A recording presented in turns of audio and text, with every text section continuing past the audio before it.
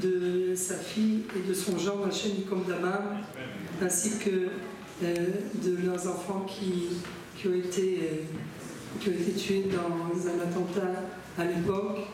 Et Baruch Hachem, voilà, c'est quand on entend que toutes ces paroles d'abord elles puissent permettre l'élévation de leur âme, mais regardez, regardez comment, quel exemple on est pour toutes les nations, pas seulement pour nous, pour le peuple d'Israël. Regardez quel exemple.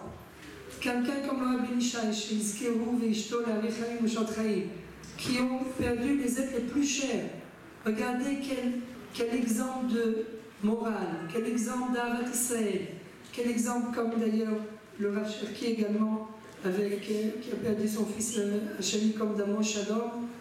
Mais regardez comment c'est un exemple pour la communauté, pour le monde entier, que Dieu nous protège à tous, mais de voir comment, malgré toutes les épreuves, il continue à enseigner, à propager la voie de la Torah, à propager l'amour de Dieu, à propager l'amour du peuple d'Israël. C'est quelque chose qui est inné chez le peuple d'Israël, chez des rabbinim, des gdolim comme le Rav Cherki et le Rav Ben Ishai. C'est un exemple pour nous tous, et ça prouve à quel point leur Torah est une Torah de vérité. Et c'est la Torah d'Eretz Israël, c'est Shem Yishmor en France aussi, ça a pu arriver, mais ici regardez comment les épreuves en Eretz Israël, eh bien, elles transforment les personnes. C'est pas transformé, ils ont toujours été comme ça.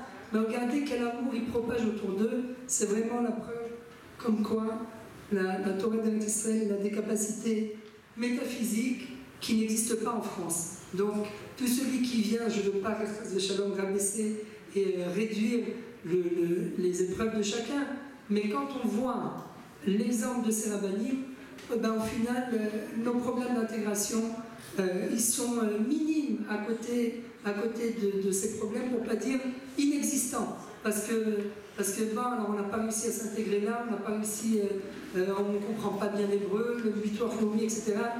Excusez-moi, sans vouloir vexer personne, mais c'est incomparable. Donc vraiment, on les remercie.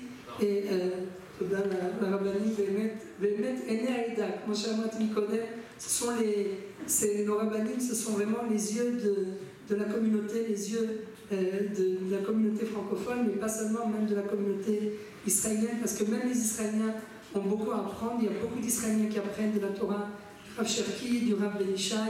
Donc c'est pas seulement par rapport aux Français, ils nous ont fait l'honneur de parler en français, mais ils ont encore plus d'impact chez les Israéliens, et vraiment ça prouve à quel point la Torah des Français en Eretz Israël, elle a vraiment un rôle à jouer. Je voudrais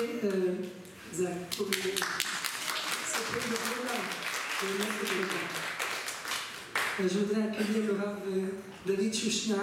Alors, là je me lève. Voilà, moi non, mais chacun son rôle. Moi, c'est pour ça qu'on m'a fait venir ici. C'est pour ça que je suis payé, enfin, on n'est pas payé. Rabotai, comme vous le voyez, Baruch Hashem, le Rav Seigneur nous a fait l'honneur de venir. Mais le Rav Shushna, eh bien, voilà, sans Baruch Hashem, on est là que pour rappeler les mérites du peuple d'Israël. Et c'est vrai, certes, que parfois, il y a des divergences. Il peut y avoir des divergences au niveau des approches de certains rabbinim. Le Rav Shushna, il a tenu à venir et à soutenir notre projet, et il a dit, là où il y a de la Torah, je viens, peu importe si c'est peut-être pas très populaire aux yeux d'autres personnes, il a dit, moi je viens pour soutenir la Torah, Baruch Hashem, et il ouvre en fait le chemin.